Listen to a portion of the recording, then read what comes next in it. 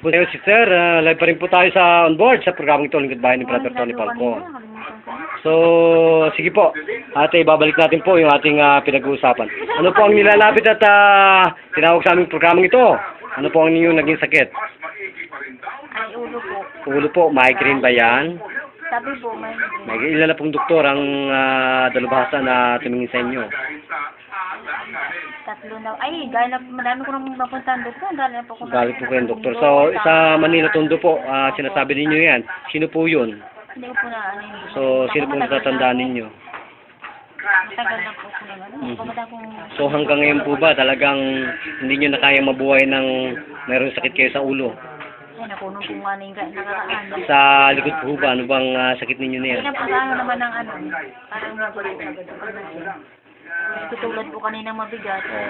So, nakatanggap kayo ng ganitong patuto ng programang Lingkod Bayan ni Brother Tony Falcon. Ano po ang naramdaman niyo sa ulo natin? Lumaan po.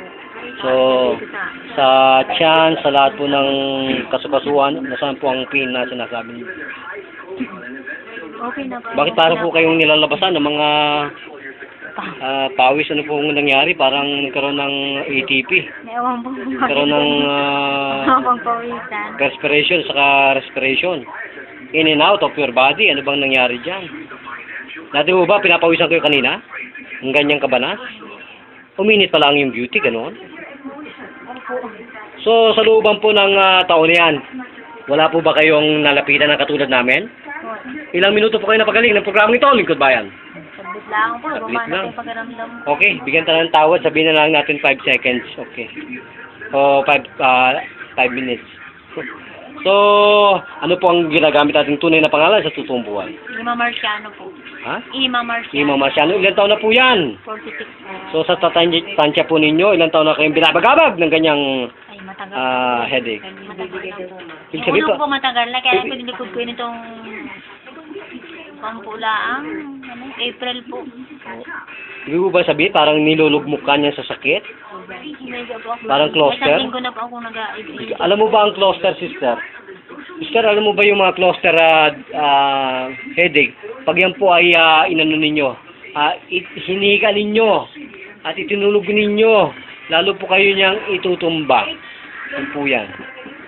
So, makatotohanan po ba itong ating pagtatalampati at pagpatutuo sa paglilingkod sa bayan ito ng ating Lingkod Bayan? Makatotohanan po ba? Opo.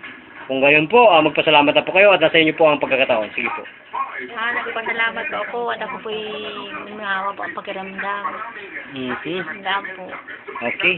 I-close natin thyroid mo para ikaw ay talagang wag nang alihan ng ganitong masamang karamdaman. Ito po, bibig ko ng tatman. Nasaan po yung dibdib niyo masakit ngayon? Meron pa po ba? Sabi po ninyo, masakit ang dibdib niyo. Nasaan po ang Po sakit? ngayon kanina, may pag po nakasakit dito, mabigat dito. Kasi po, ilan po ang inyong dating dugo?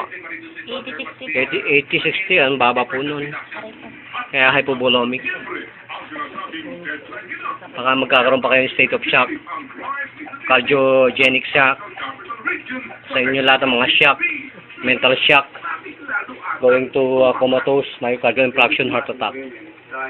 Dapat mag-heart attack ka sa aking harapan para buhay ka. Kasi yan po ang paborito namin sa judo. Ang mga nakikisay-kisay. Mga parking zone na yan. Yung aming paboritong case. Saka po nag-judo. Dati po tayo sa may pukurihan. Saka po dito dati sa Quiapo nung araw pa yun. Wunwudu. Aikido. Ano po si Kuya? Jujitsu. At saka Jeet Kune Do. Ang dami. Ang dami ko naging master po dyan sa judo. Kaya naging ganito tayo. Ano po ang pakiramdam na? Close up po natin mga mata na yan na dating nanghina. Okay. So, pakiramdam po ninyo. Ano po masasabi ninyo sa pagtatapos po ng ating papagaling sa inyo? Magaan na po yung pakiramdam ko.